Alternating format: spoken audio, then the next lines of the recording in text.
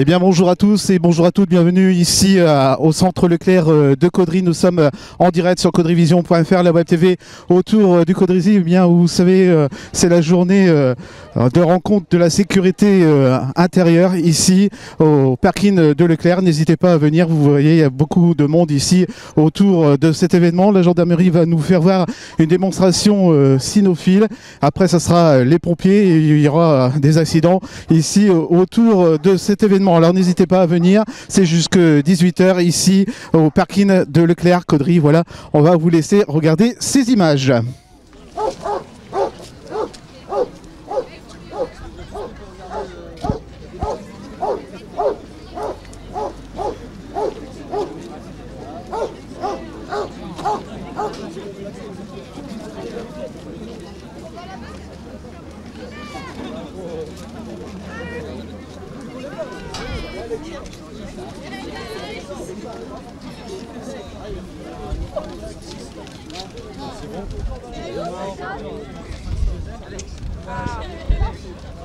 Alors tout à l'heure nous avons pu voir la descente de l'hélicoptère qui se trouve juste derrière nous, que Antoine va essayer de nous faire voir. Voilà, vous pouvez voir que cet hélicoptère vient de se poser tout juste ici sur le parking de Leclerc Caudry, notre partenaire.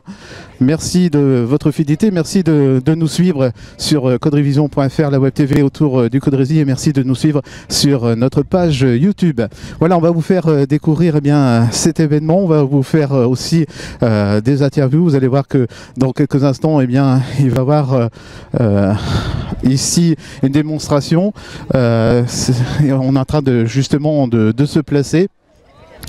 Et à partir donc, comme nous l'a dit tout à l'heure le commandant Tamier, eh bien à 14 h, ça sera le début de cette épreuve qui commencera. On va essayer de vous faire découvrir eh bien, justement tous les passages justement ici que vous allez pouvoir voir et effectuer. Un passage ici, vous voyez, avec la gendarmerie motorisée qui est ici présent sur le parking de Leclerc. Vous voyez ici, eh bien, justement, on a tous les ustensiles pour voir et le contrôle. On va essayer de demander un peu d'explications justement. Bonjour. Alors pourquoi avoir venu ici aujourd'hui sur le parking de Leclerc Caudry? Alors c'est pour expliquer un peu notre travail, ce qu'on fait actuellement sur les routes et pour les sensibiliser à ce qu'ils vont pouvoir faire plus tard au niveau de leur conduite, au niveau de la moto, au niveau des scooters qu'ils peuvent déjà avoir, des motos et aussi au niveau des soirées qu'ils peuvent éventuellement faire, au niveau des stupéfiants et des alcools, leur expliquer les dangers et les répercussions qu'il peuvent y avoir sur eux. Donc là c'est tout le matériel que vous possédez Voilà, pour faire les contrôles tous les jours, c'est du matériel qu'on utilise tous les jours. Voilà, vous pouvez un peu nous expliquer fonctionnement? Oui, alors ici on a un drageur, donc c'est un éthylotest. Donc ça, avec ça on s'occupe de tout ce qui est alcool. Donc c'est le premier test qu'on fait sur les conducteurs. Donc la personne souffle dans l'embout. Et ici, ensuite, on nous indique un taux, positif ou non, suivant la quantité d'alcool ingérée par la personne. Donc, aussitôt qu'il y a de l'alcool, comment ça se passe? Alors, aussitôt qu'il y a de l'alcool, on a un taux qui apparaît. Donc, suivant le taux qui apparaît, on sait dire si la personne est positive ou non. Donc, si on arrête la personne ou si elle peut repartir directement. Continuer à ce qu'elle faisait. Donc le taux c'est à combien exactement? Alors c'est 0,25 pour les conducteurs, le seuil autorisé. Alors il n'y a pas que les conducteurs voitures, il y a aussi les motos et les deux roues? Oui, ça implique tout le monde. Aussi bien deux roues que les voitures ou les camions, c'est le même taux pour tout le monde. D'accord, vous êtes de quelle brigade alors? Nous, on est du PMO Cambrai, donc on est une sécurité. Enfin, on s'occupe surtout des grands axes autoroutiers, de l'A26 et de l'A2. Donc vous avez un grand secteur quand même que vous occupez? Un très grand secteur, oui. Parce qu'on intervient aussi sur les grandes départementales aux alentours de Cambrai. Voilà. Alors comment on devient gendarme justement? Alors moi, je ne suis pas gendarme de carrière, je suis GAV, donc je suis sous contrat. Donc les GAV sont sous contrat maximum pendant 6 ans. Donc ils peuvent très bien arrêter, passer un autre concours ou exercer un autre métier avant. Et ensuite il y a les gendarmes de carrière. Donc les gendarmes de carrière eux, passent un autre concours et qui dure...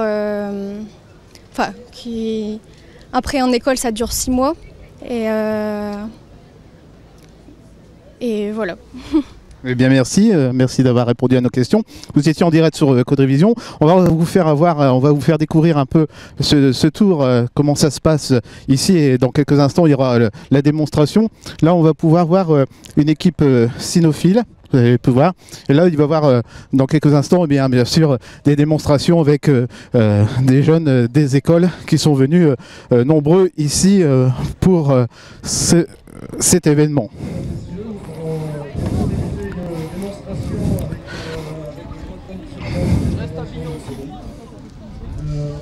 Auparavant, je tenais quand même à signaler la présence des sapeurs-pompiers, et notamment du SDIS, avec des pompiers de Caudery. Je vous engage à aller rencontrer à l'issue de la présentation. Je vais laisser la parole maintenant au commandant du peloton de surveillance et d'intervention de Caudery qui va présenter son unité et la démonstration que nous allons faire. Donc, bonjour à tous. Très bien. Bonjour à tous. Donc, nous allons faire une petite démonstration sur une intervention sur véhicule. Donc, avant tout, je vais vous présenter un peu le peloton de surveillance et d'intervention de la gendarmerie de Caudery. Donc, le peloton de surveillance et d'intervention de la gendarmerie, c'est une unité de première intervention, au même titre que sont les brigades, avec différentes missions. Donc ces missions peuvent être des renforts aux brigades dans le cadre de la prévention de proximité, des interpellations domiciliaires et notamment le matin aux alentours de 6 heures, de la police judiciaire dans le cadre des renforts de la brigade de recherche de Cambrai, et puis toutes les missions qui sont dévolues à la gendarmerie, c'est-à-dire les transfèrements, les escortes et la police route. Nous faisons aussi l'instruction des militaires de la compagnie de la gendarmerie de Cambrai, notamment au niveau des tirs et de la formation militaire. L'effectif du PSIC de Caudery est de 20 militaires, dont une équipe cynophile. C'est un peu la particularité du PSIC de Caudery. Nous retrouvons aussi au sein de l'unité 2 moniteurs d'intervention professionnels, qui donc forment les personnels sur tout ce qui est instruction, comme vous allez voir la démonstration sur le véhicule. Ensuite, si vous voulez d'autres renseignements, je vous invite à vous présenter au stand où on vous donnera donc les missions propres du PSIG ainsi qu'une présentation des matériels. Donc maintenant pour l'intervention qui va être effectuée.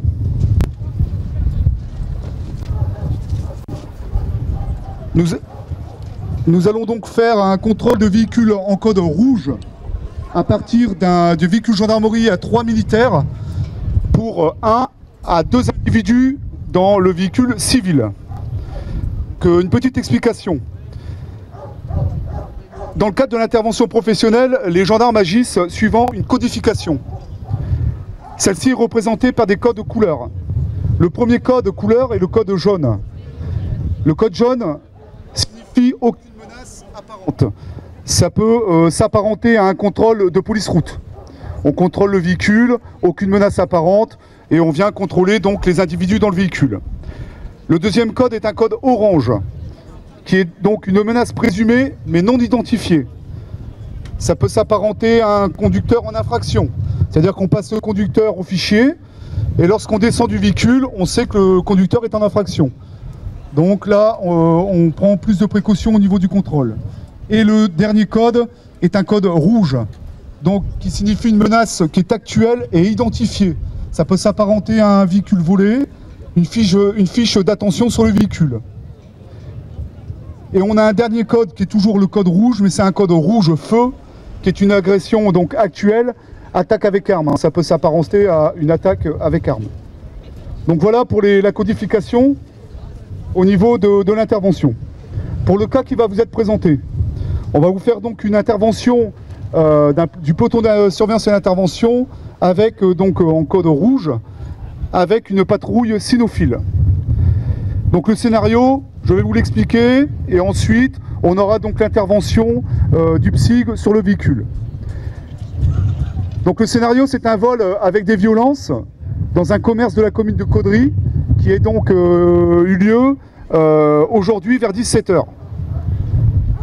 Un habitant de la commune se trouvant à proximité du commerce relève l'immatriculation du véhicule, la marque ainsi que la couleur. Pour l'occasion, c'est le véhicule 106 blanc qui est face à vous au niveau de la zone de travail. Il signale donc ce véhicule au centre opérationnel de la gendarmerie en composant le 17. À 18 h, une patrouille de la gendarmerie sur la commune de Caudry, en service appuyé par une patrouille cynophile, se porte à hauteur d'un véhicule stationné sur le parking des établissements Leclerc. Les militaires passent le véhicule au fichier gendarmerie et c'est alors qu'une fiche de diffusion avec les renseignements concernant le véhicule vu sur les lieux du vol apparaît aux militaires. Donc sans attendre, les militaires préviennent le CORG, centre opérationnel de la gendarmerie qui se situe à Villeneuve d'Ascq. Donc du contrôle du véhicule. Lors du contrôle, le conducteur reste dans le véhicule, mais le passager prend la fuite, menaçant donc les militaires avec une arme. Il essaye donc de se soustraire aux forces de police. Le maître de chien envoie donc le chien d'attaque afin de le stopper. Donc voilà le scénario. Donc maintenant je vais me taire. Je vais laisser agir donc les forces de gendarmerie et regarder le travail. Et s'il vous faut d'autres explications, on vous les donnera donc à l'issue.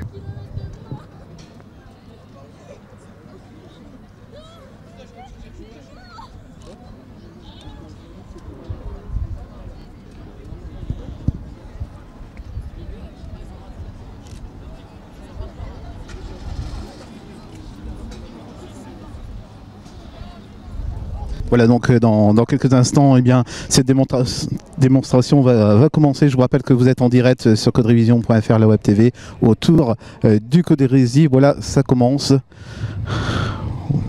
Alors n'hésitez pas à venir sur le parking de Leclerc Caudry où vous aurez bien jusqu'à 18 h des démonstrations de gendarmerie et de pompiers. Dans le véhicule qui viennent d'appeler le centre opérationnel de la gendarmerie en précisant qu'ils ont le véhicule en visu sur le parking. Et donc ils sont partis pour contrôler le véhicule et faire l'intervention.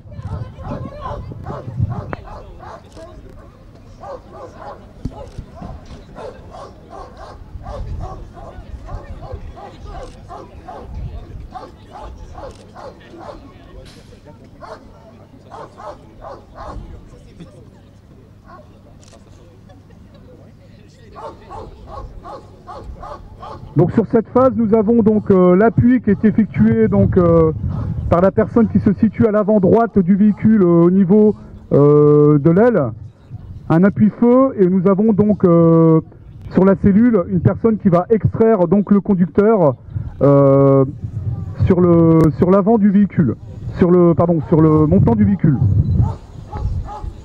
Donc là, masse-notage de la personne, puis fouille.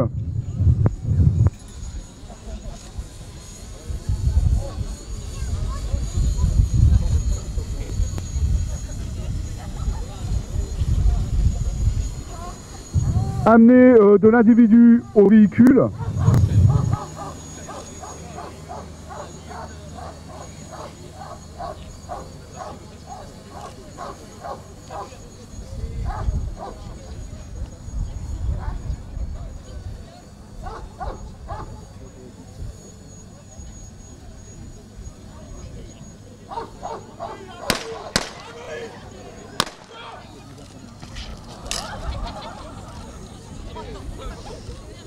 Donc envoi du chien sur le deuxième individu.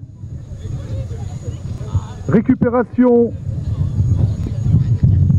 donc du chien par son maître de chien. Intervention de la cellule inter. avec menottage donc de l'individu au sol. Et vous avez toujours donc un appui-feu sur le véhicule, l'individu.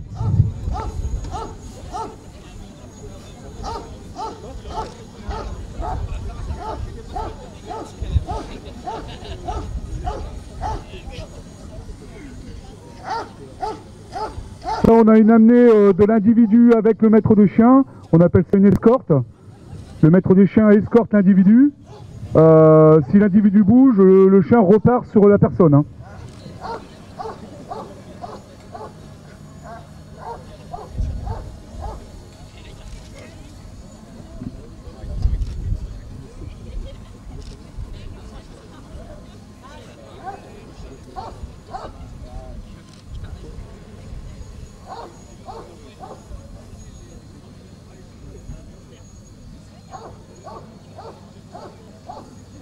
Et donc pour terminer cette démonstration, on a un contrôle du coffre, contrôle du coffre du véhicule, et amener du deuxième individu au niveau du véhicule gendarmerie, pour donc après repartir sur une brigade afin d'effectuer donc les enquêtes, l'enquête judiciaire. Donc fin de mission pour la cellule inter. Donc pour toute explication complémentaire, n'hésitez pas, hein. Vous avez le stand gendarmerie qui est en dessous du Barnum, et on vous expliquera les différentes situations où le PSIG peut être amené à intervenir. Voilà, merci, à tout à l'heure à 16h. Voilà, comme vous avez pu voir cette démonstration.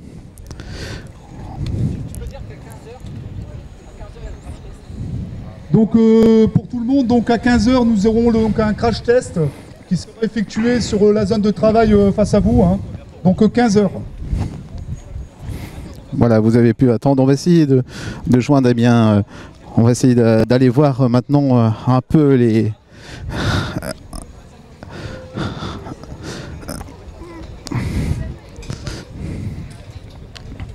Voilà, on va rentrer. Bravo à tous les intervenants, et puis on peut effectivement remercier l'ensemble du personnel du téléphone surveillance.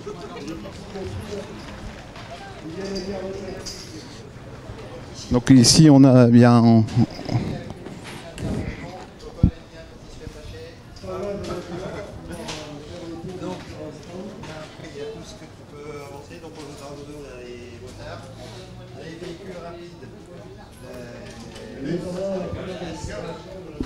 Vous avez tout un petit panel des spécialités. Donc là vous avez les hélicos, donc les hélicos, le C-145, le C-135. Ça c'est ce qu'on voit normalement en montagne. Ensuite là c'est bon, les chiens, vous avez la garde républicaine qui est au Fort de France, vous avez les montagnards, ici le peloton de surveillance et d'intervention, les mobiles. Et ensuite ici, c'est la garde républicaine dont le maréchal Ferrand, c'est avec ce type de...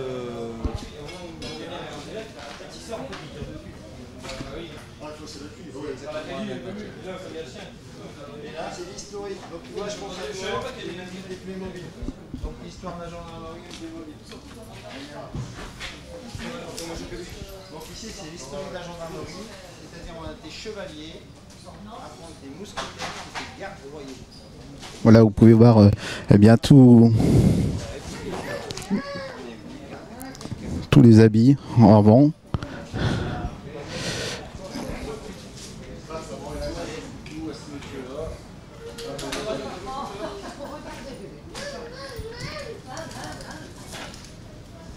Vous pouvez voir le matériel.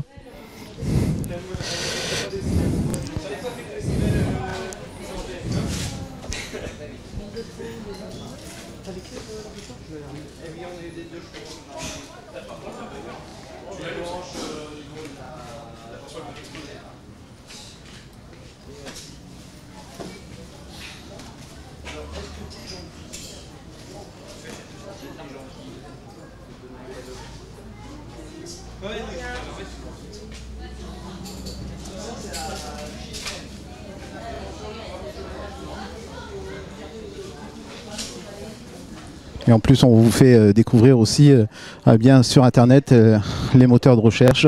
On va essayer d'avoir des explications, justement. Bonjour. Bonjour. Alors, vous pouvez nous expliquer un peu Internet, les choses qu'on peut faire et qu'on ne peut pas faire? Oui, donc moi je suis de la brigade de prévention de la délinquance juvénile à Valenciennes.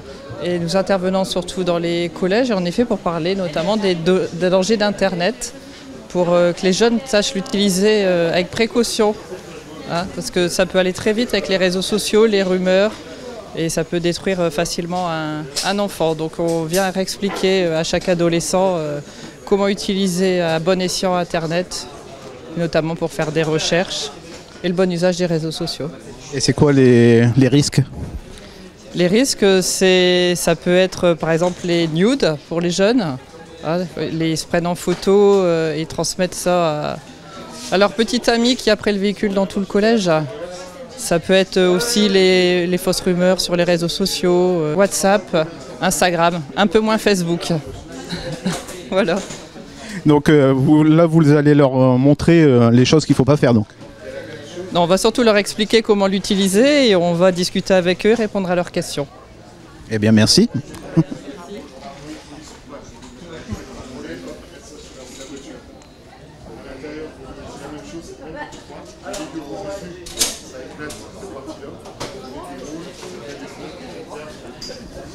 Donc vous pouvez voir, il y a pas mal de stands pour justement vous faire découvrir toute cette journée, une journée exceptionnelle. On va aller voir le commandant Tamier. Alors bonjour commandant, comment ça se passe ici aujourd'hui cette intervention? Oui, bonjour. Écoutez, ça se passe excellemment bien, hein, puisque vous le voyez comme nous. C'est-à-dire il y a beaucoup d'affluence parmi les jeunes, hein, beaucoup d'établissements scolaires. La démonstration les démonstrations que nous venons de faire vont être suivies d'autres démonstrations et qui prennent en compte l'ensemble du panel, si vous voulez, des interventions que l'on est amené à gérer. Donc c'est le reflet de la réalité que l'on a au quotidien, que vous voyez aujourd'hui, que vous voyez au travers des démonstrations d'interpellation, hein, à partir du moment où on a une équipe cynophile. Alors effectivement là, on a eu l'appui de l'équipe cynophile au bon moment, donc on a pu démontrer la façon dont on intervenait et dont on interagissait face à des personnes qui sont dangereuses. C'est notre travail quotidien, et c'est le travail quotidien du peloton de surveillance et d'intervention, notamment dans des conditions qui sont relativement périlleuses. Par ailleurs, vous verrez que cet après-midi, il y aura d'autres démonstrations qui sont liées notamment à l'insécurité routière, qui est un autre de nos problèmes, hein, que l'on gère en termes de sécurité. Ce problème-là, vous le verrez en réel, hein, puisqu'il y aura des démonstrations qui seront à partir de 15 h et qui concerneront la simulation d'un accident. Alors on bénéficie effectivement de gens qui font ça en toute sécurité, parce que ce sont des cascadeurs. Et vous pourrez voir comment aussi bien les services de secours, c'est-à-dire le SDIS et les pompiers interviennent, mais aussi bien les services de gendarmerie. Donc tout ça fait partie, si vous voulez, intégrante du panel des missions qui nous sont confiées et du travail que l'on a mené. Également, vous avez plusieurs stands qui sont liés à la brigade de la prévention de la délinquance juvénile, au matériel du peloton de surveillance et d'intervention, qui est présenté au sein de la tente qui se trouve juste à l'entrée, et qui nous permet effectivement de montrer également l'étendue et l'autre étendue de nos missions, hein, qui sont également la prévention. Par ailleurs, je souhaitais évoquer tout simplement que notre travail actuellement est un travail qui est basé sur la proximité. Notre but, c'est d'être au plus proche des gens et de pouvoir répondre aux sollicitations de l'ensemble des usagers, hein, quels qu'ils soient, hein, des préjudiciables quels qu'ils soient, face à une situation dramatique, qu'elle soit que ce soit des problèmes familiaux ou alors des problèmes juridiques. Hein, voilà. Donc on est là pour lutter contre l'insécurité sous toutes les formes que cela peut présenter et d'être au plus proche des préoccupations de la population. Voilà. Donc vous êtes commandant à Cambrai, c'est bien ça? Voilà, alors moi je suis responsable de l'ensemble des unités gendarmerie de l'arrondissement de Cambrai. C'est-à-dire c'est sous l'égide de la compagnie de Cambrai. Donc, il y a 162 militaires qui travaillent sur l'ensemble de l'arrondissement de Cambrai et qui sont divisés en plusieurs unités. Hein. C'est Le Cateau-Cambrésis, c'est Caudry, brigade territoriale, c'est Solesmes, c'est Clary-Busigny, c'est également Avesnes-les-Aubert-Carnières, Iwi et Solem. Et Marcoing, pardon. Donc ça, ce sont l'ensemble des unités de la compagnie de Cambrai qui représentent 162 militaires, dont je suis responsable. Par ailleurs, il y a une unité d'investigation qui est la brigade des recherches de Cambrai qui travaille au profit de l'ensemble des unités sur différents domaines. Le peloton de surveillance et d'intervention dont vous venez voir la présentation qui lui travaille au profit de l'ensemble des unités de la compagnie en fonction des besoins. Voilà. Et ensuite, on a une cellule mineurs victimes qui, sur le secteur du Cambrésis, malheureusement, travaille à plein puisqu'elle traite des problématiques de mineurs. Voilà. Donc, ça fait depuis combien de temps vous êtes au sein de Cambrai? Alors moi, je commande la compagnie de Cambrai depuis 2016, depuis le 1er août 2016. Voilà. C'est pas trop dur de tout avoir la responsabilité de chacun des compagnies? C'est surtout passionnant, donc de ce point de vue-là, il n'y a pas de souci. Le métier de gendarme est un métier passionnant. Passionnant à bien des égards, parce qu'il est varié, il est divers, vous le voyez aujourd'hui. Il y a tout un panel de fonctions que l'on peut faire, de métiers différents que l'on peut faire. Et le fait de manager ces hommes-là au profit de la population, d'être au contact de cette population, des élus, est une richesse. Et une richesse qui, effectivement, dans le métier que l'on réalise, devient passionnante. Eh bien merci, on va vous retrouver dans quelques instants pour un peu nous expliquer le fonctionnement qu'il va y avoir là. Là, on peut voir, il va y avoir quoi alors?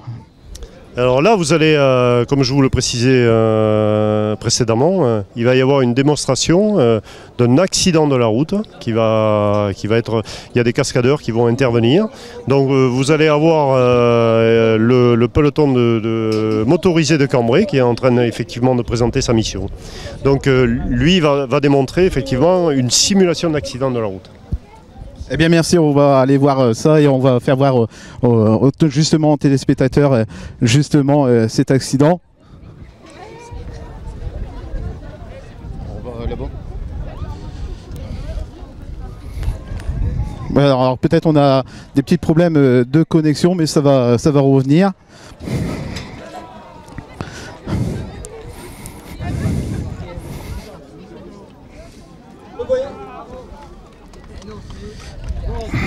Assis devant l'individu. Question de stupéfiant. Alors on va essayer de se rapprocher puisque c'est pas évident là. Il y a beaucoup de monde qui regarde justement et donc pour essayer de vous faire découvrir au plus près.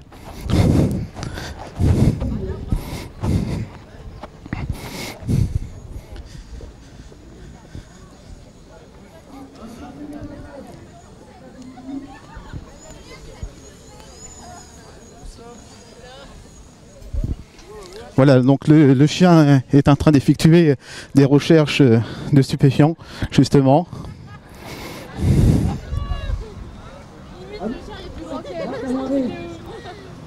Bonjour à la personne. Donc on a dit ça va sortir ce qu'elle a dans ses poches. La personne est toujours en possession également de stupéfiants.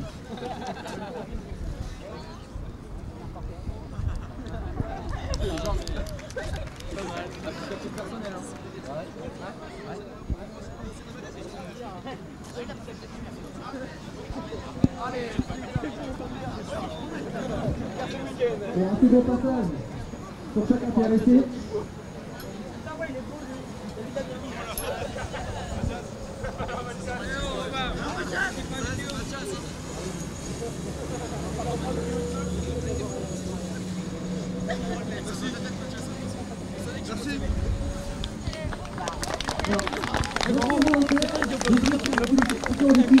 C'était passé par le soir.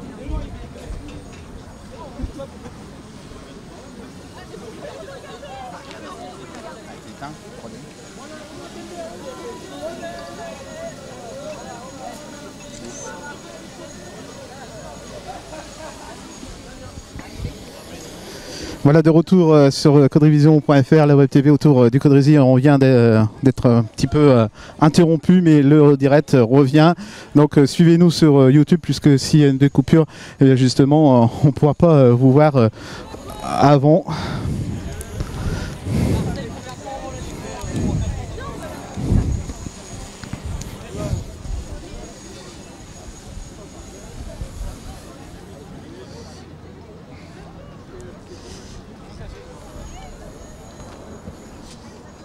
Donc à 15 h, il y aura bien sûr eh bien, la démonstration d'accident. On va justement aller voir eh bien, l'hélicoptère, justement, puisqu'on est tout près. Voilà,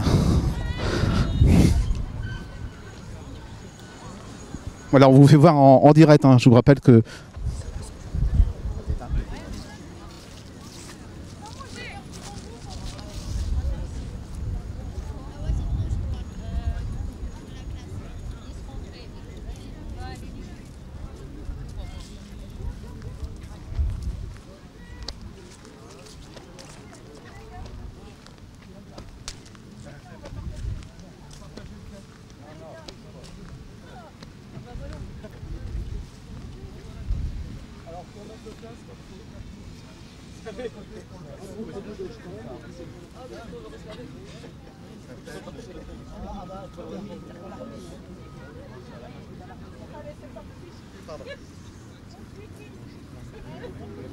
Attendez, monsieur.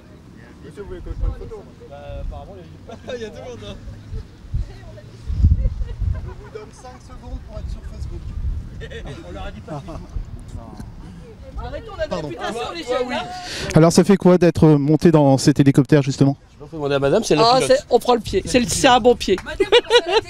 C'est excellent, mais devant là pour les élèves, c'est excellent aujourd'hui. Ça fait quoi de monter dans... Ça fait bizarre, hein? Ça fait bizarre. On se sent bizarre. C'est la première fois que vous montez? Oui, c'est la première fois que je monte, monsieur, oui. Oui. Et vous? C'est la première fois? C'est pas la première fois, non. Non? Non. Ça fait bizarre, hein, quand même. Hein, vous êtes combien?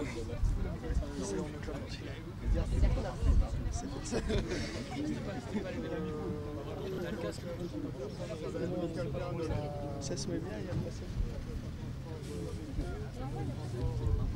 Rien.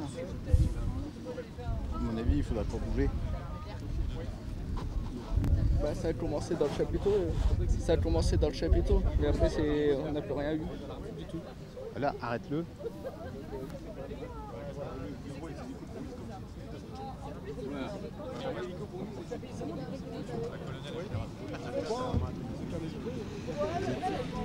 Hein? Regarde, parce que là tu tournes.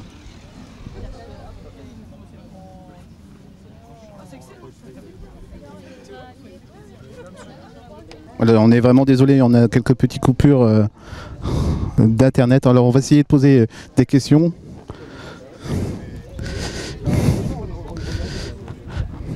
Alors comment ça se passe?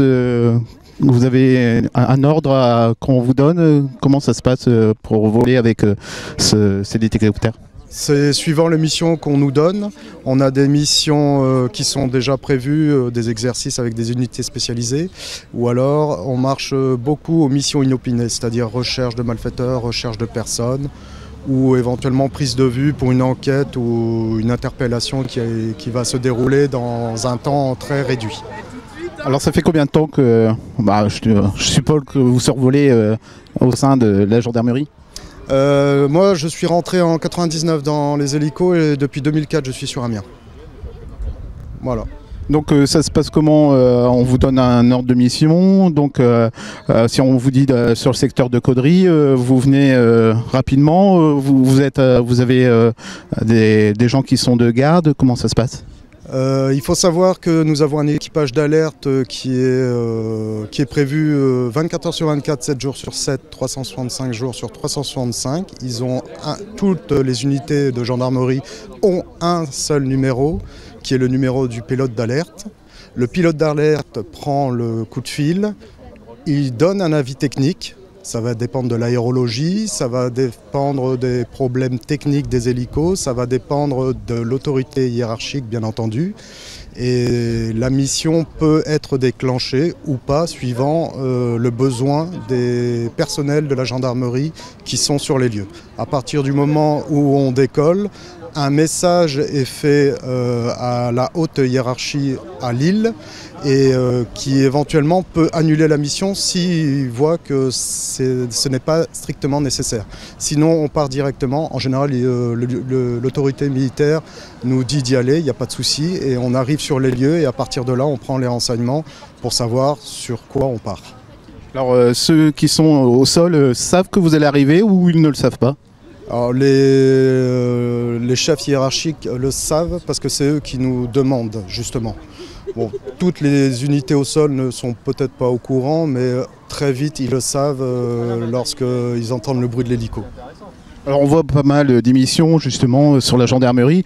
On voit vraiment bien la voiture, la plaque d'immatriculation comme il est dit dans les... Suivant les optionnels, oui, effectivement, avec la caméra, on peut voir beaucoup de choses que ne peuvent pas forcément voir les unités au sol. On apporte notre concours justement aux unités, on apporte un plus. Alors vous êtes basé à quel endroit? Nous sommes basés sur l'aérodrome d'Amiens. Et vous avez combien d'hélicoptères au sein de la gendarmerie? Au sein de la gendarmerie, on doit être un peu plus d'une 50aine d'hélicoptères en France et en Outre-mer. Et comment ça se passe si, admettons, vous êtes parti à une intervention et qu'on a besoin d'un autre hélicoptère Alors, suivant si les deux hélicos sont disponibles, bon, il y en a un qui part sur une mission, l'autre sur l'autre mission. Si malheureusement les deux sont partis, c'est la mission prioritaire qui fera le choix, tout simplement. D'accord. Eh bien, merci d'avoir répondu. Donc, on peut voir, donc là c'est le pilote, et donc derrière, qu'est-ce qui se passe derrière, c'est qui peut y être? C'est pas tout à fait ça. Le pilote est toujours accompagné d'un mécano. C'est l'équipage minimum en gendarmerie, c'est un pilote, un mécano. Je suis le mécano, le lieutenant-colonel et le pilote. On peut être amené à prendre des passagers, par exemple pour une recherche de personnes. On privilégie le fait de prendre un gendarme avec nous qui connaissent la région. Il faut savoir que nous sommes sur 6 départements. Nous sommes sur les Hauts-de-France et en plus la Seine-Maritime. Donc on ne connaît pas obligatoirement tous les départements et toutes les villes. Donc on privilégie le fait de prendre un militaire de la brigade locale pour, par exemple, pour une recherche de personnes, pour nous indiquer un petit peu les lieux. Alors on voit qu'il y a un treuil, justement, ça sert à quoi? Alors le treuil, disons que cet aéronef est plus dédié au secours entre autres en mer. On a 2 appareils au sein de la section aérienne à Amiens, le C-135, nouvel appareil qui devrait remplacer l'écureuil, et justement l'écureuil qui est ici. Le C-135 est plus basé sur le fait de faire les vols de nuit, ainsi que avec la caméra et l'infrarouge, ainsi que le phare, tandis que celui-ci, on peut installer des flottabilités de secours et pouvoir aller faire un secours en mer. Entre autres, on nous donne assez souvent, enfin du moins de temps en temps, la mission de la baie de Somme. La baie de Somme, c'est une baie comme un peu le Mont-Saint-Michel, la baie du Mont-Saint-Michel, où le flot malheureusement peut emporter beaucoup de personnes. Et nous sommes chargés 3 heures avant le flot de virer tous les gens de la baie de Somme. À partir de là, si malheureusement certains n'ont pas obéi à nos ordres et qui se retrouvent en difficulté, nous avons la possibilité d'aller les chercher ou d'atterrir si le flot n'est pas encore arrivé, ou éventuellement de les treuiller si besoin est. Alors comment on se repère dans l'air? Parce qu'il n'y a pas de carte, il n'y a pas de panneau. Si, nous avons des cartes, nous sommes même à l'heure de la technologie d'aujourd'hui, puisque nous sommes équipés de tablettes, mais nous avons toujours avec nous, nous avons des cartes, ce qu'on appelle les cartes aéro. Ce n'est pas des cartes routières, c'est des cartes aéro. D'accord, eh bien merci, c'est vraiment intéressant. Donc n'hésitez pas, si vous voulez venir, bien justement à venir voir. Je suppose que demain l'hélicoptère sera encore là aussi? Non, il ne sera pas là? Demain, nous sommes ailleurs pour une journée de la sécurité intérieure. D'accord. Donc profitez-en si vous voulez venir voir justement l'hélicoptère. Eh bien c'est aujourd'hui jusqu'à 18 h. Il sera présent sur le parking de Leclerc-Caudry. N'hésitez pas. On va vous faire encore découvrir pas mal de choses. Merci encore pour ces explications. Voilà, de retour sur caudryvision.fr. Je vous rappelle que n'hésitez pas à aller sur la page YouTube car nous avons des coupures. Et là, dans quelques instants, on va voir la démonstration toujours sur le parking de Leclerc-Caudry. Eh bien, nous allons voir la démonstration d'un accident avec une moto Vous allez voir, ça commence avec bien sûr dans quelques instants aussi l'arrivée des pompiers. Voilà, c'est dans quelques instants maintenant.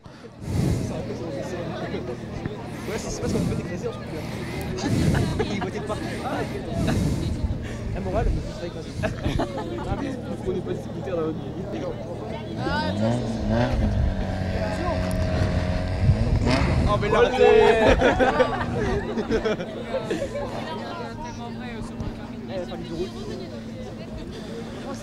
C'est comme les samediens là. Et qui font du déroute.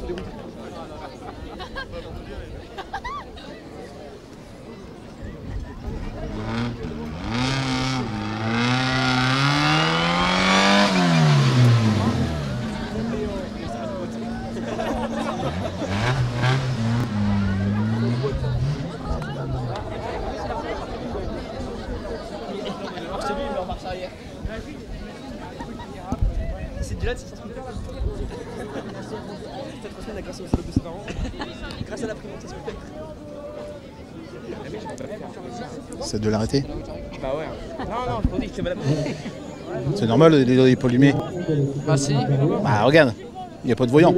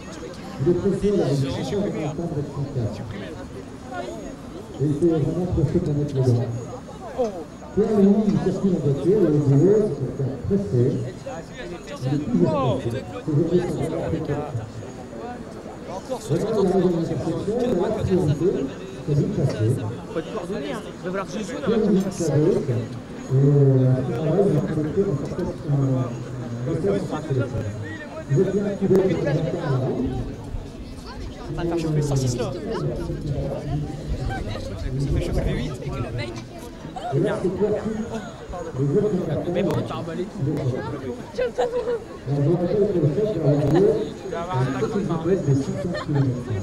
J'ai la 4G, donc logiquement tu pourrais l'avoir.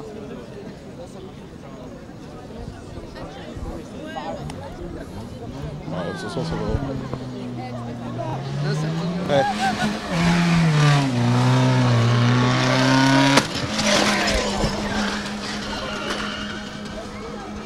Ok, Kevin, relève-toi, c'est bon. Hein. La vidéo est finie là. Plus de moto. Voilà, non. Kevin, tu m'entends? Ouais. Paraplégique.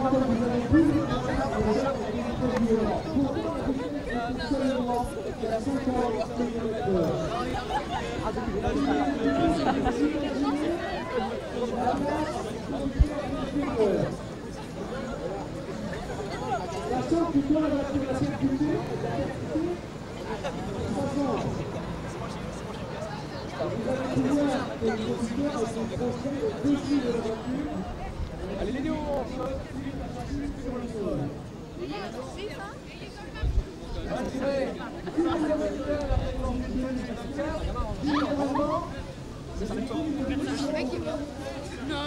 Il aura même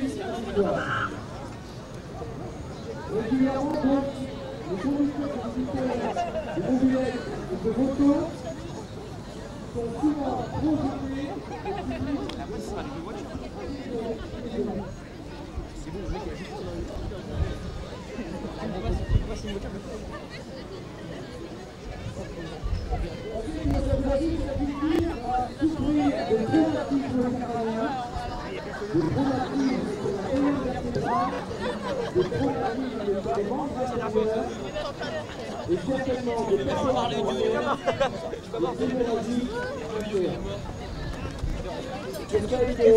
exercice, vous n'aurez pas la présence des sapeurs-pompiers qui interviendront. Malheureusement, pour la victime, il va falloir la conditionner. Vous avez bien vu le vol plané de la victime, il va falloir qu'on la conditionne. Quand les secours vont arriver sur place, sans la bouger, sans la manipuler.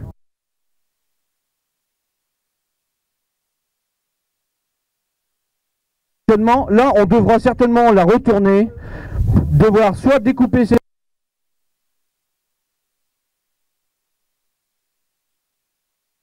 Il consistera surtout à sauvegarder l'axe tête-coutron.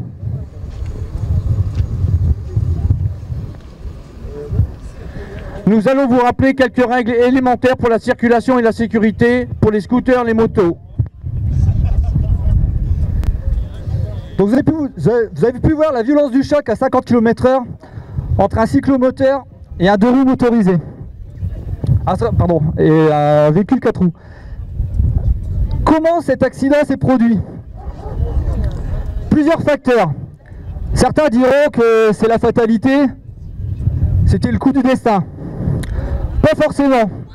Si on adopte les bons comportements pour avoir une conduite sécuritaire, on aurait pu éviter ce type d'accident. Tout d'abord, l'usage du téléphone portable au volant.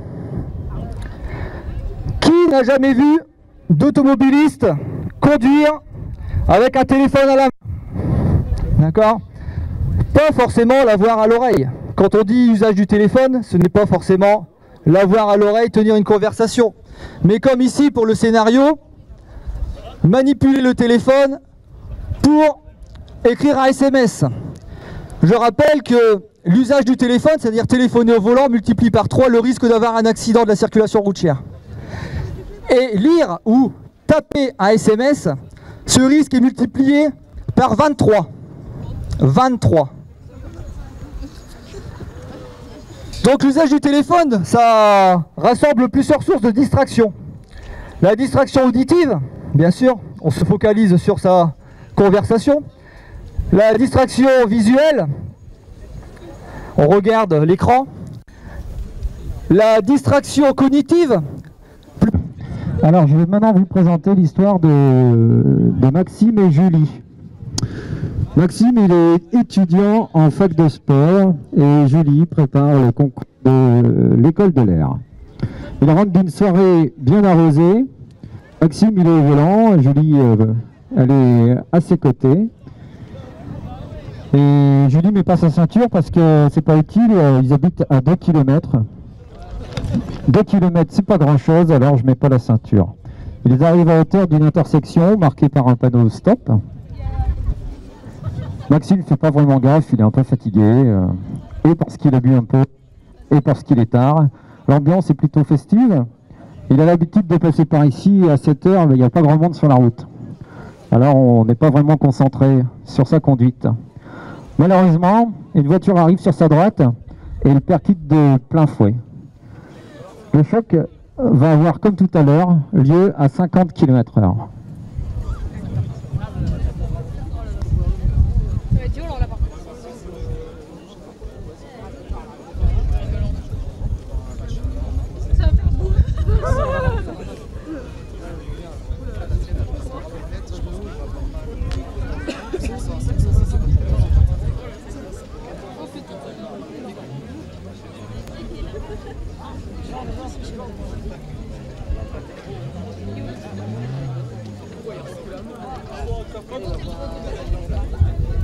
Putain, il y a tout le monde avec ses portables vidéo et tout.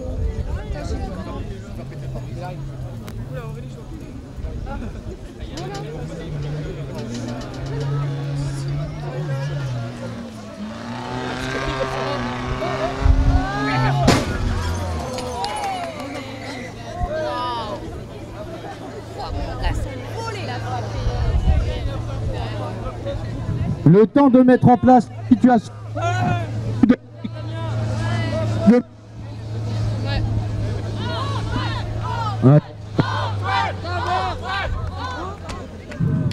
Voilà. Notre victime est en place. Donc, suite à l'accident, les secours vont intervenir.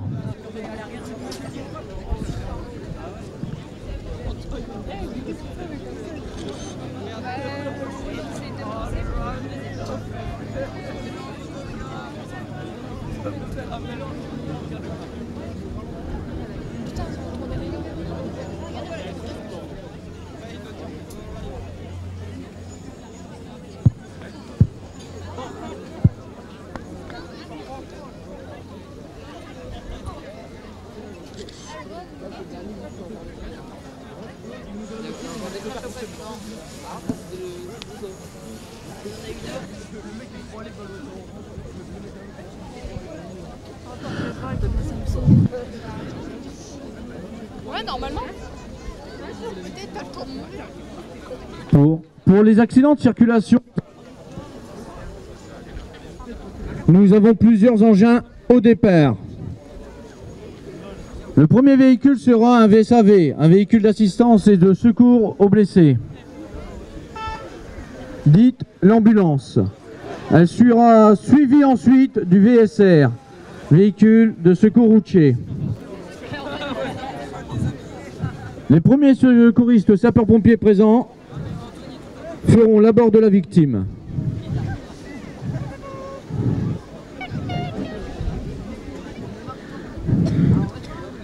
Le sapeur-pompier lui demande, rentre en contact avec lui pour déjà vérifier sa conscience, mais lui se fige face à lui pour éviter que la victime ne tourne la tête et aggrave son cas. Un personnel sapeur-pompier lui fait désormais un maintien de tête. Vous avez pu voir dans ce choc qui a été assez violent, imaginez-vous le choc plus la rotation du véhicule. Si cette personne n'a pas la ceinture de sécurité, elle ne sera pas maintenue. Heureusement, dans les nouveaux véhicules, avec la présence d'airbag latéral et airbag frontal, le conducteur et les passagers sont beaucoup plus en sécurité.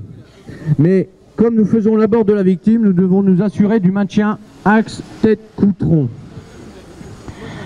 Lors de ces accidents de circulation, quelles que soient aux vitesses, les conducteurs ou passagers sont incarcérés ou éjectés. S'ils heurtent des piétons, les piétons seront heurtés, projetés, écrasés. Suite à ce choc, comme vous avez pu voir tout à l'heure, les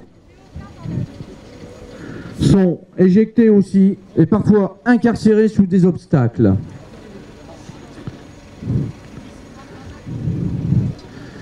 Il faut prendre en compte aussi l'autre véhicule qui a percuté cette voiture. Bien sûr, nous faisons une simulation sur un véhicule, mais nous n'oublions pas les passagers de l'autre véhicule.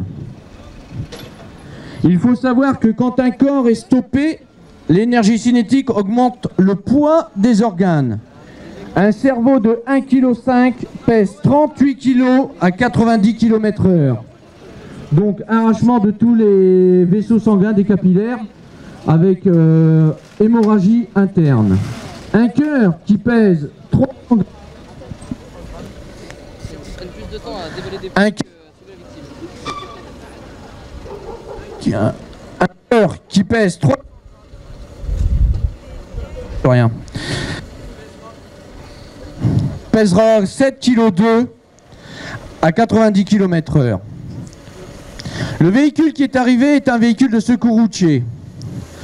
Il permet d'effectuer différentes missions d'intervention. Éclairage, il est doté de matériel de forcement. Il permettra aussi de baliser la zone d'intervention. Il mettra tous les intervenants en sécurité, les intervenants sapeurs-pompiers, gendarmerie, voire SANEF ou police, mais aussi de sécuriser la zone d'intervention pour éviter un suraccident.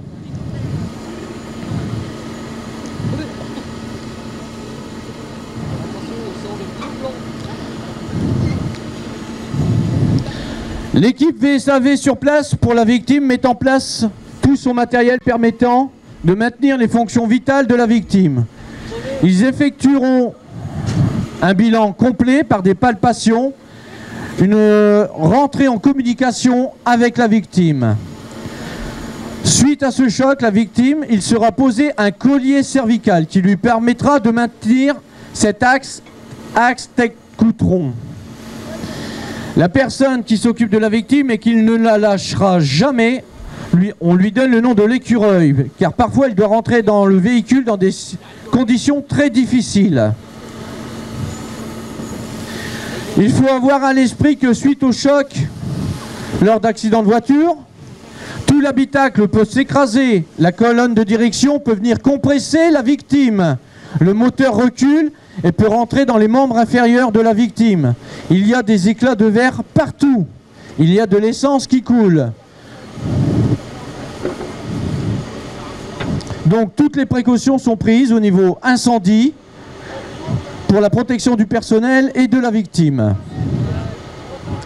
Vous pouvez voir que le véhicule, le VSR, a déjà commencé à préparer ses outils de forcement. Ce sont des cisailles et des écarteurs hydrauliques qui permettront une découpe adéquate pour pouvoir réaliser la sortie de la victime dans les conditions optimales, toujours dans le respect de l'axe tête-cou-tronc. Durant toutes ces manœuvres, le contact est tout le temps établi avec la victime. Là, vous pouvez voir, ils effectuent le calage du véhicule. Ce calage est très important car il permet au véhicule de ne plus bouger et de pouvoir réaliser sa sortie dans les conditions les plus optimales.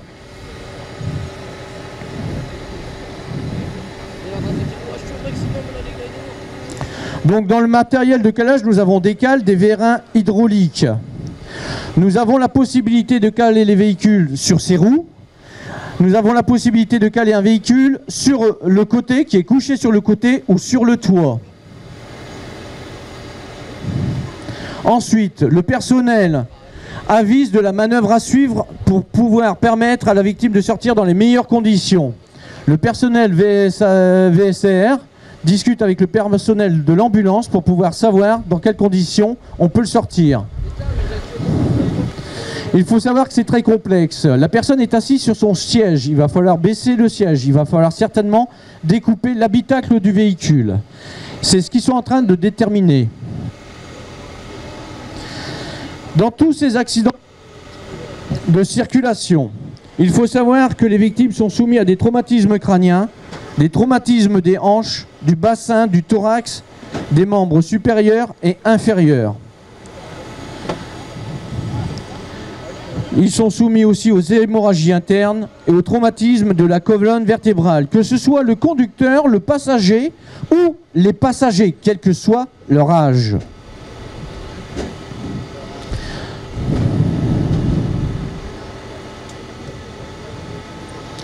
Il y a autant d'importance et autant de gravité dans un choc frontal ou latéral qu'un choc par l'arrière. Les forces en présence soumettent le corps à des pressions énormes. La colonne vertébrale en est le premier tributaire.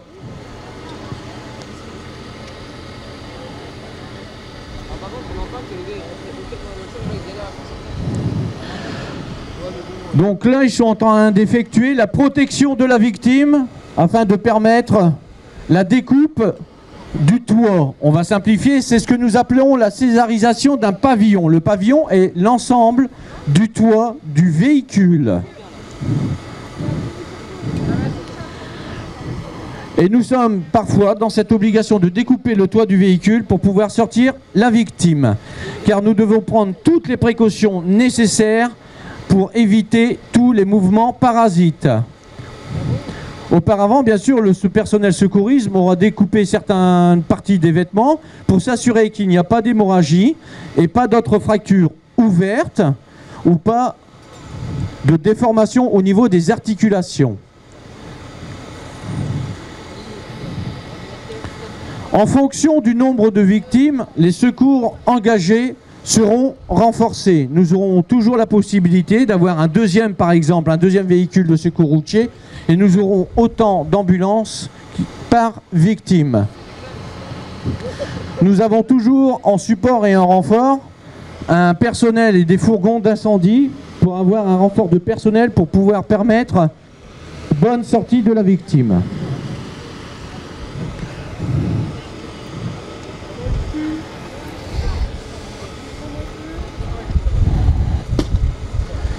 Durant ces opérations, bien sûr, nous avons un renfort médical, que ce soit chez les sapeurs-pompiers avec la présence de nos médecins pompiers ou nos infirmiers pompiers.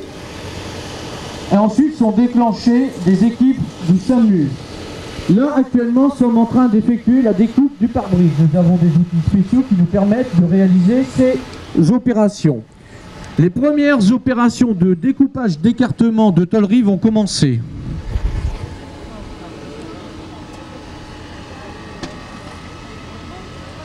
Il nous est nécessaire de dégager toutes les parties gênantes à notre manœuvre de sortie de la victime. Nous sommes capables de couper les pédales, de couper le volant et d'écarter les colonnes de direction.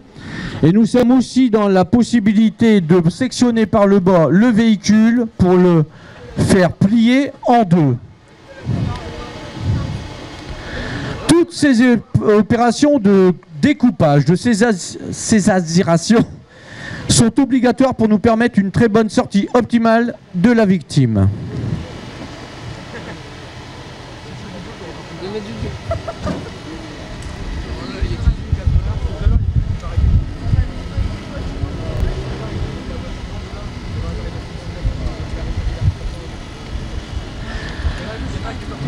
Pour les personnes les plus près, vous pouvez entendre les bruits au niveau du travail qui est effectué par les pompiers lorsqu'ils découpent la voiture. Un premier montant a été découpé. Ils vont tourner autour du véhicule pour pouvoir permettre la coupure du toit.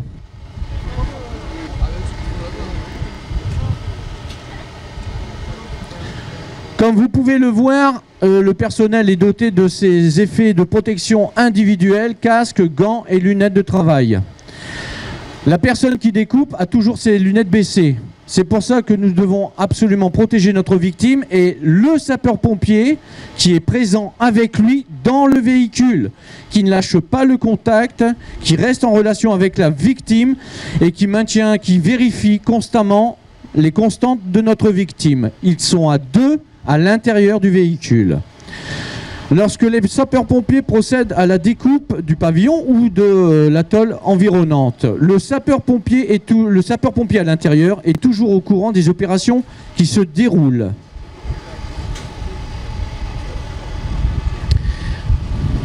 Dès que possible, bien sûr, la victime sera conditionnée par l'équipe médicale qui aura aussi fait son bilan et lui permettre par exemple, de moins sentir la douleur ou lui permettre d'être bien conditionné avant son transport en centre hospitalier. Ces opérations durent un certain temps, c'est vrai, mais il faut savoir qu'elles sont faites dans un but unique de pouvoir sortir la victime, et je le répète, dans les meilleures conditions.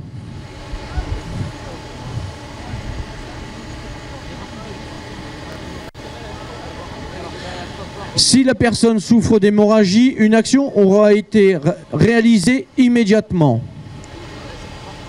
Les fonctions vitales qui sont tout le temps contrôlées sont la conscience de la victime, la ventilation, si elle respire, et la circulation, si son cœur bat bien. Les sapeurs-pompiers sont en train de réaliser tout le nécessaire possible pour dégager les montants tranquillement. Ils sont obligés de découper les ceintures de sécurité, de casser les vitres, d'enlever toutes les matières plastiques qui peuvent gêner à la découpe du véhicule.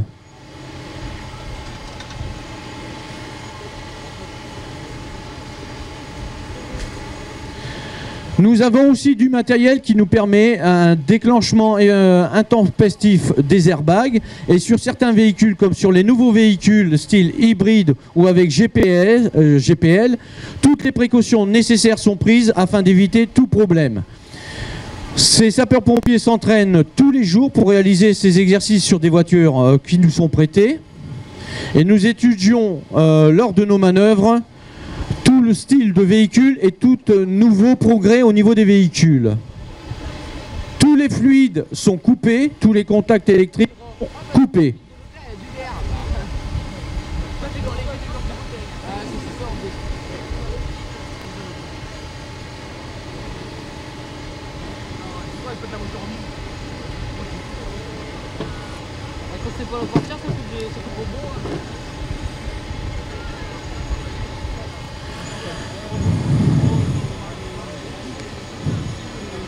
Donc, essayez d'imaginer quelques instants aussi de vous mettre à la place de la victime, cachée sous sa bâche, qui se demande ce qui se passe et surtout qu'elle est blessée. Cette victime est choquée, blessée, et bien sûr elle se demande ce qui se passe. Pour elle, ce temps est très long, mais pour nous, il est nécessaire. Comme vous pouvez le voir, le véhicule ne bouge pas, il est complètement stable, ce qui nous permet une parfaite découpe du véhicule. Donc la victime est tout le temps rassurée par l'équipier sapeur-pompier qui est à l'intérieur avec lui.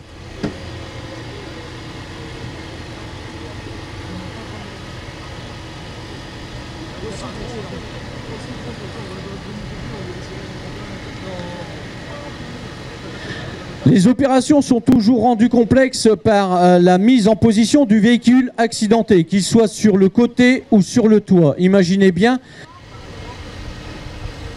par le nombre de victimes dans le véhicule. Généralement, vous sortez le samedi soir, la voiture est pleine. Imaginez-vous un instant que le véhicule a ses 5 occupants.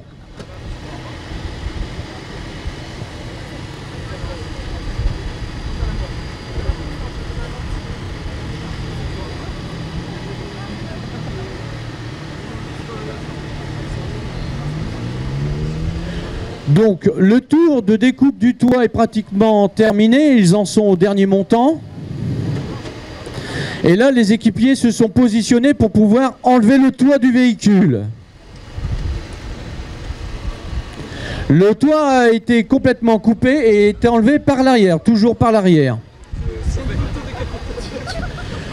Cet espace, ce nouvel espace va pouvoir permettre à tous les équipiers sapeurs-pompiers de se positionner parfaitement pour réaliser la sortie de la victime.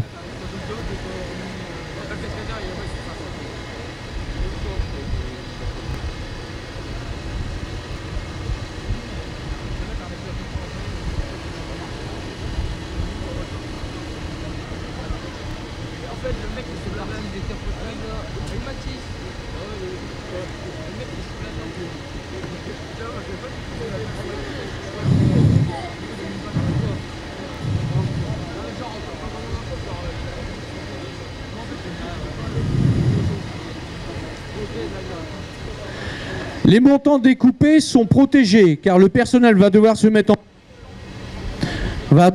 en position pour exécuter la sortie de la victime. Donc afin de ne pas se blesser, toutes les découpes sont protégées. On peut voir, pour ceux qui arrivent à le voir,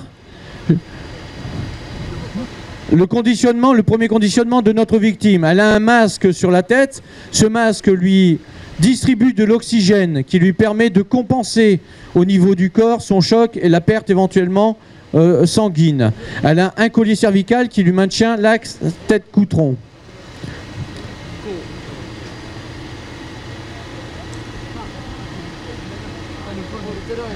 On peut voir qu'un des personnels sapeurs-pompiers ramène une planche jaune. Cette planche jaune va nous servir à sortir, à extraire la victime du véhicule. Et en étant plate et dure, elle va continuer à nous maintenir l'axe tête-cou-tronc et éviter la dégradation de l'état de la victime. Tout le travail réalisé par les sauveteurs ont pour but d'éviter les séquelles à la victime. Les séquelles, bien sûr, concernant la sortie du véhicule, hein. Je ne parle pas des séquelles suite à l'accident.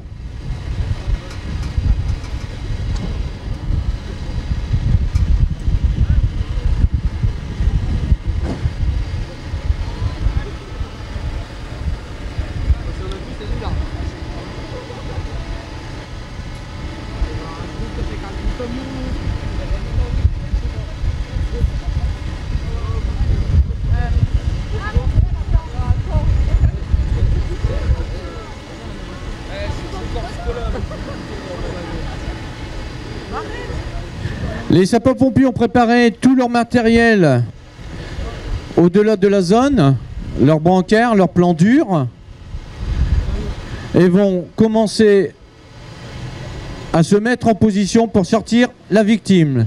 Ils vont se mettre chacun tout autour de la victime en prenant toutes les précautions nécessaires. 1, de ne pas faire bouger le véhicule, et 2, de ne pas bouger la victime. Les seuls mouvements que la victime sentira, ce seront les mouvements de positionnement des mains des équipiers secouristes afin de le positionner sur le plan dur.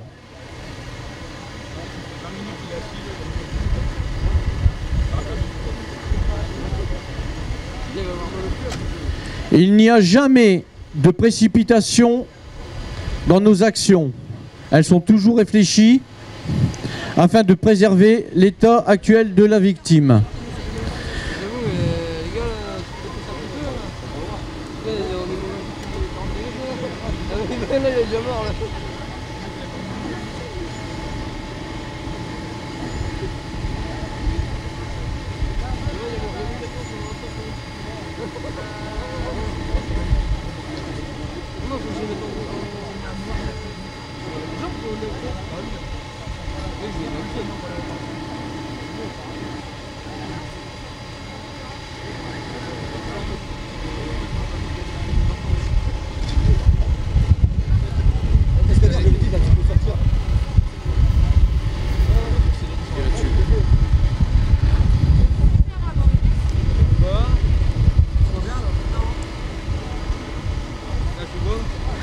Donc je tiens à vous répéter que généralement les victimes, constamment les victimes souffrent de traumatisme crânien avec ou sans séquelles graves, de traumatisme à la hanche, du bassin, du thorax et des membres inférieurs et supérieurs. Ils peuvent même pendant nos manœuvres de désincarcération souffrir d'hémorragie interne. Ils ont certainement peut-être déjà des traumatismes de la colonne vertébrale et toutes les précautions que nous prenons sont pour éviter l'aggravation de ces traumatismes.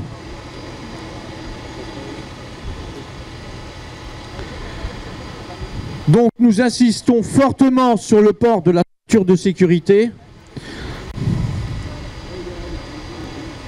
et de respecter les contrôles techniques qui vous garantissent un état parfait du véhicule.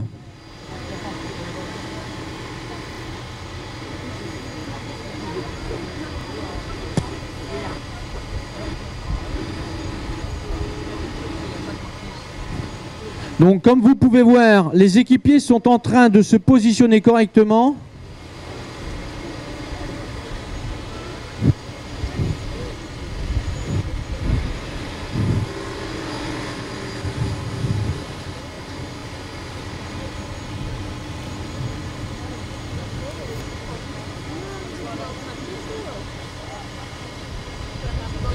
Donc la difficulté trouve actuellement les pompiers, c'est pour abaisser le siège. Suite au choc, le siège ne peut plus baisser. Nous avons l'obligation de baisser le siège tout doucement pour pouvoir y mettre le plan dur derrière pour sortir la victime. Et suite au choc, on a des difficultés pour baisser le siège, donc on a encore besoin du matériel de forcement de notre cisaille pour pouvoir permettre justement de pouvoir enlever le dossier du siège.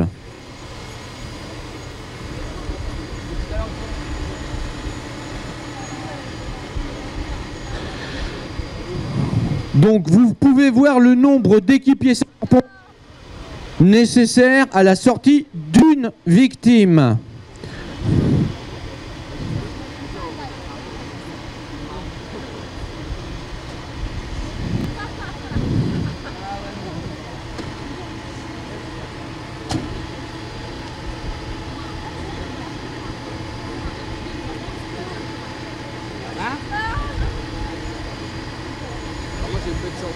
Enlève-le, fils de pute.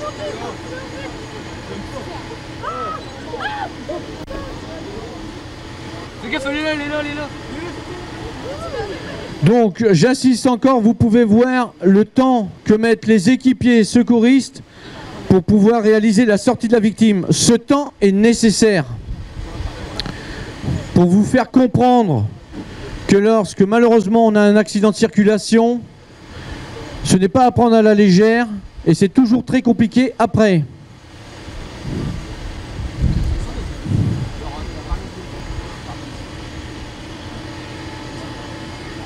Les équipiers sont en train de procéder à la mise en place de la victime sur le plan dur. Ils le font par étapes, toujours sous les ordres du chef d'agré de l'ambulance. Son état et ses mouvements sont toujours contrôlés par les équipiers. Dès qu'un équipier n'a plus de prise, il le fera savoir et reprendra une nouvelle position. Et la manœuvre sera arrêtée momentanément.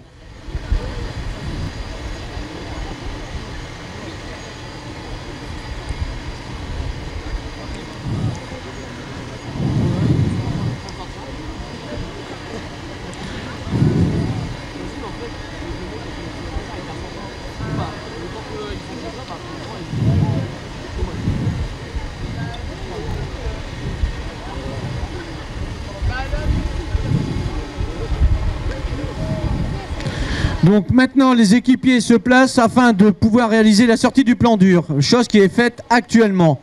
Donc la victime a toujours la tête maintenue par un équipier. Les équipiers sapeurs-pompiers vont placer la victime enfin sur le brancard, qui sera oxygéné et dont le nouveau bilan sera effectué par les équipes médicales. Et on peut considérer que la manœuvre de désincarcération est terminée.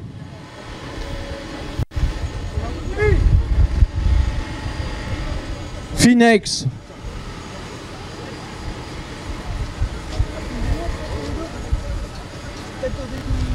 Bravo. Comment ça s'appelle? Romain. Bravo Romain. Ouais Romain. 1, 2. Je vais demander à Antoine ses impressions. Pas, bon, t'as pas eu des dommages corporels, tant mieux. Je veux que tu me donnes tes impressions, ce que tu as ressenti durant l'intervention des sapeurs-pompiers. Bah, c'est juste impressionnant, ça tremble, le bruit de côté, c'est impressionnant. Est-ce que tu t'es imaginé, est-ce que tu t'es imaginé une seule fois être à la place d'une vraie victime? Oui. Et qu'est-ce que tu en penses? Bah, c'est sensationnel. Qu'est-ce que tu conseillerais à tous tes copains et copines présents sur place? La sécurité. La sécurité. On peut encore le remercier, merci. Alors monsieur le maire, ça vous fait quoi d'avoir cette intervention ici au sein de votre commune? Et ça me fait plaisir parce que c'est important. C'est important pour nos jeunes et puis nos moins jeunes de comprendre que la sécurité, c'est la vie.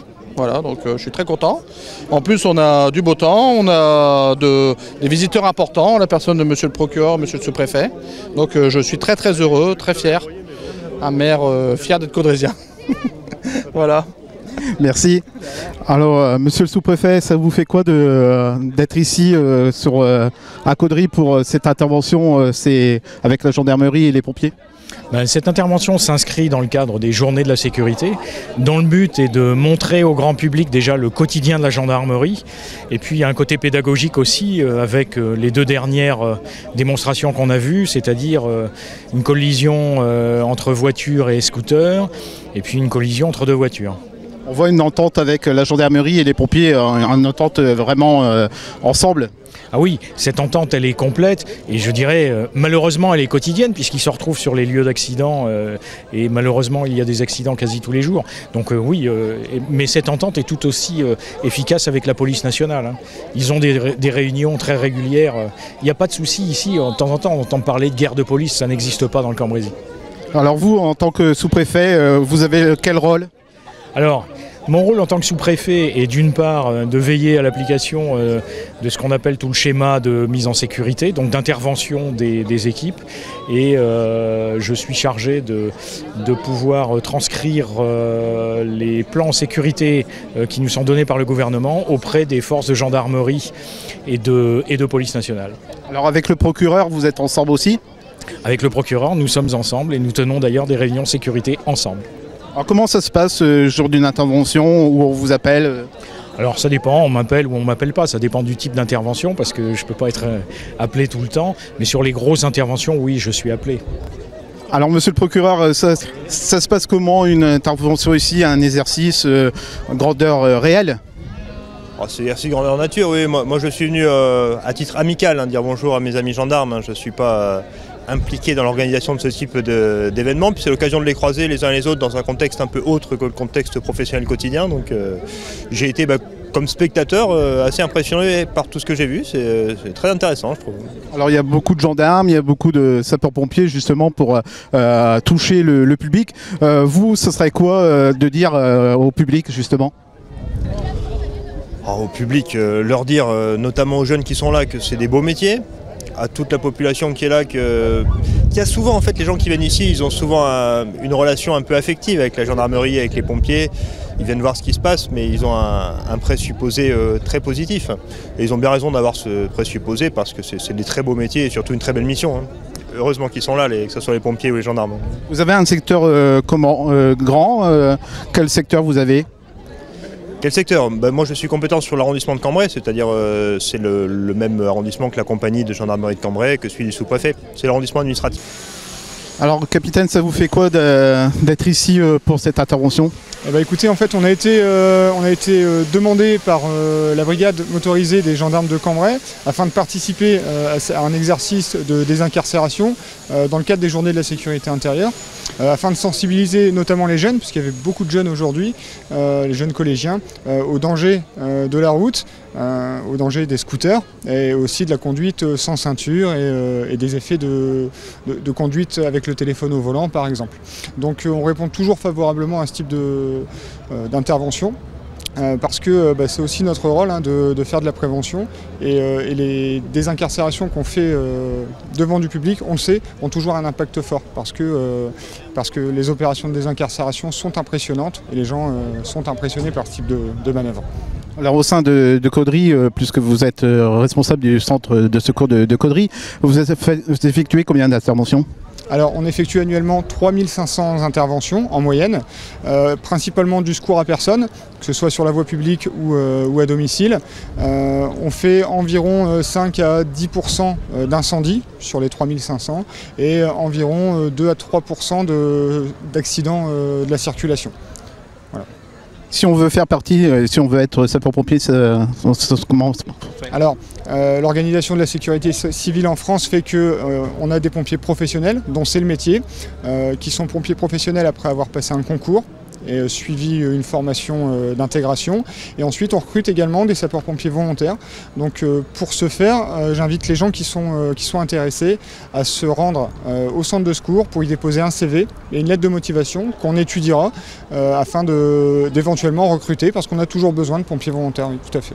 Vous avez repris la caserne il n'y a pas très longtemps. Ça vous fait quoi de venir ici en Sainte-Caudry ?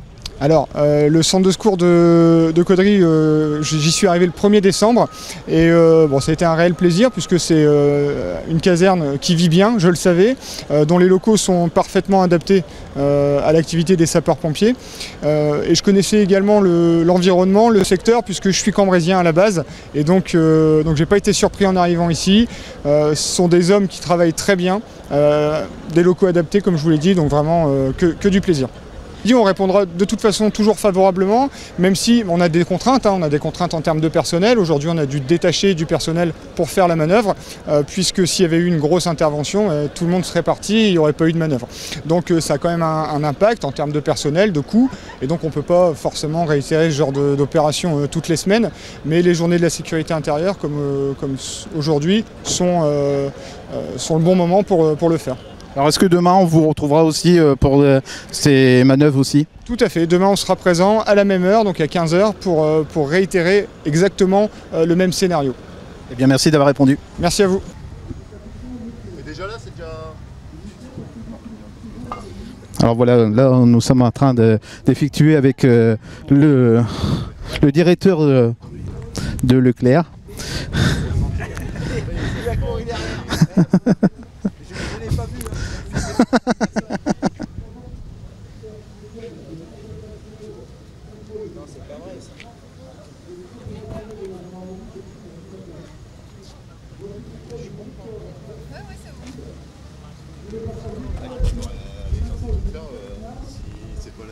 Alors, quoi consiste ce parcours ? Alors là, monsieur a des lunettes qui représentent un peu quand on est alcoolisé, donc les effets qu'il peut y avoir au niveau de la vision. Donc il essaye de faire un parcours en slalomant les plots, passer au-dessus de la barre, et il doit récupérer la balle pour la mettre dans un autre plot. Donc là, on est en train de voir justement le directeur du Leclerc Caudry en train d'effectuer ce parcours.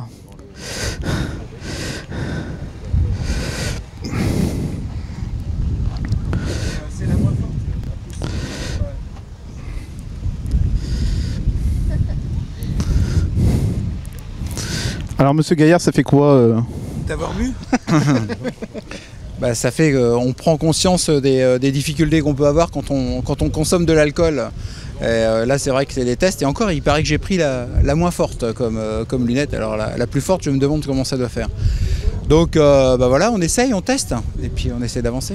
Alors pourquoi aujourd'hui sur votre parking il y a tant de gendarmes et des pompiers ? Alors justement, on s'était rencontrés il y a à peu près un mois et donc j'avais vu des gens de la gendarmerie qui m'avaient demandé si on pouvait sur le parking, étant donné qu'il y a pas mal de place et que les accès étaient sympas le long de la route, et bah de faire des crash tests, etc. sur mon parking. Donc j'avais dit bah oui, bien sûr, sans aucun problème, puisqu'on est là pour se rendre service et puis montrer à toutes les personnes de Caudry bah voilà, le métier de la gendarmerie et puis des pompiers.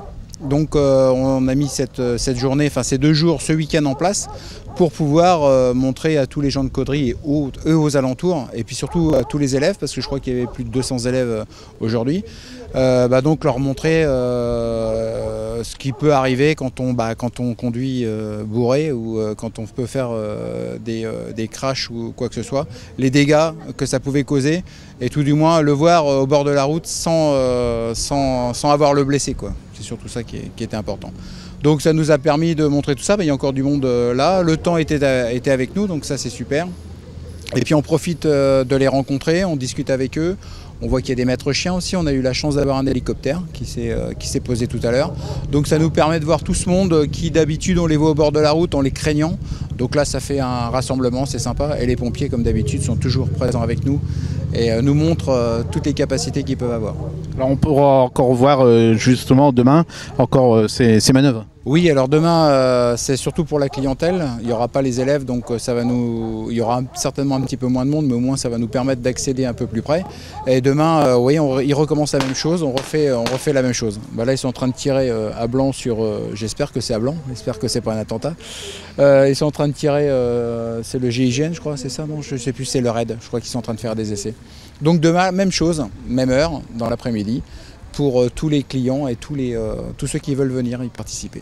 D'autres nouveautés? Alors il y a des choses qui doivent arriver, oui. Pour l'instant c'est un peu trop tôt pour en parler, on en reparlera plutôt en début d'année. Sur cette fin d'année, bah, on a bien sûr notre magasin de jouets qui va accueillir le catalogue jouets là, qui va démarrer la semaine prochaine. Et puis sinon on va y faire des nouvelles boutiques, je vous en dirai plus en début d'année prochaine. D'accord, on a vu que les travaux commençaient justement pour la galerie, elle va s'agrandir? Oui, la galerie va s'agrandir, on va faire venir de nouveaux commerces qui nous manquaient sur la zone, sans détériorer le centre-ville. C'est en partenariat avec eux, on essaye de communiquer. Et donc ça devrait, je pense, sortir de terre d'ici, enfin là les travaux sont sortis de terre, mais on devrait avoir tout terminé. On l'espère fin novembre, enfin tout loin mi-novembre pour que ce soit effectif pour le mois de décembre. Donc on se donne rendez-vous au mois de janvier pour en parler justement des nouveautés qu'il va y avoir pour 2019. Pas de souci, sans problème. Merci. Eh bien merci d'être partenaire aussi à Caudry Vision. Merci à vous. Eh bien voilà, chers amis de Caudry Vision, on va se quitter là-dessus avec le départ de l'hélicoptère de la gendarmerie qui va prendre le départ dans quelques minutes.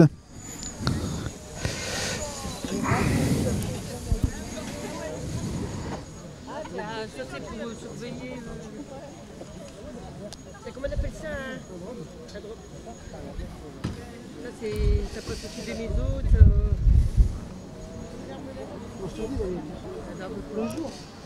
Le jour j'ai fait dedans, le collègue m'a dit non, tu m'as activé, j'ai fait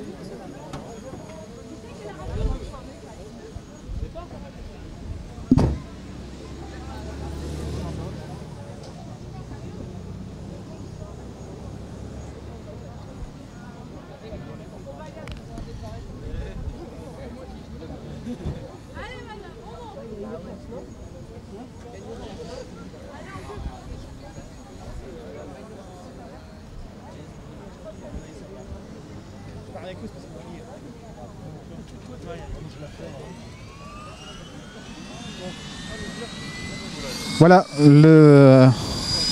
les survols, le départ, l'écureuil de la gendarmerie qui prend le départ justement.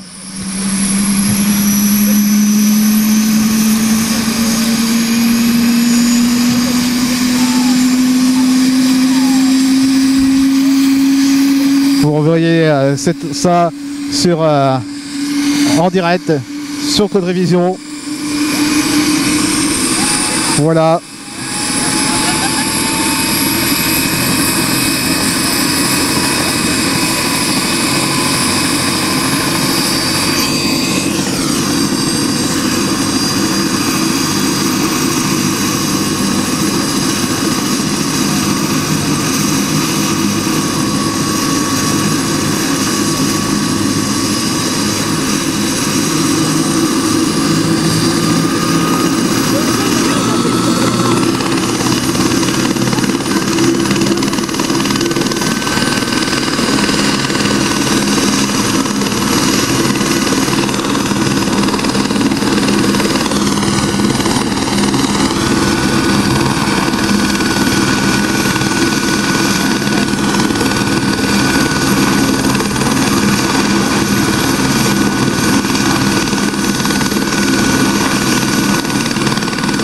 Voilà, on vous fait découvrir bien ce décollage dans quelques minutes.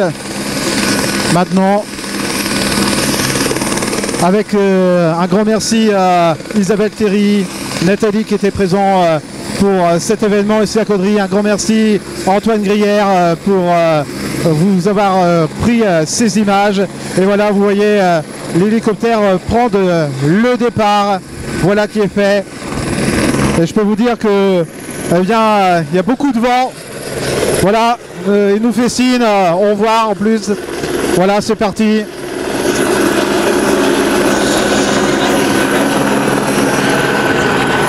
Voilà le départ de l'hélicoptère de la gendarmerie, où vous ne le retrouverez pas demain ici. Bien sûr, vous ne le retrouverez pas demain ici au centre de Leclerc de Caudry. On vous rappelle que demain, à partir de 10h jusqu'à 18h, eh bien, vous pourrez revoir eh bien, toutes ces manifestations, tous ces reportages ici. Vous pourrez le revoir. Il sera demain à partir de 10h jusqu'à 18h ici sur le parking de Leclerc de Caudry. Voilà, l'hélicoptère repart.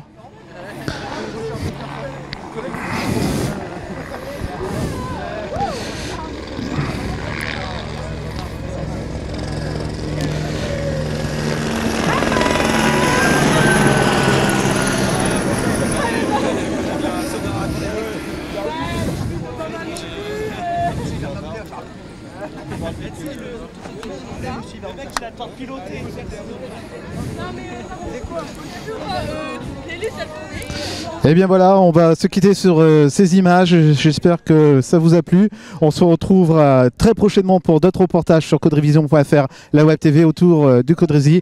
On vous dit au revoir, à très vite et à très bientôt.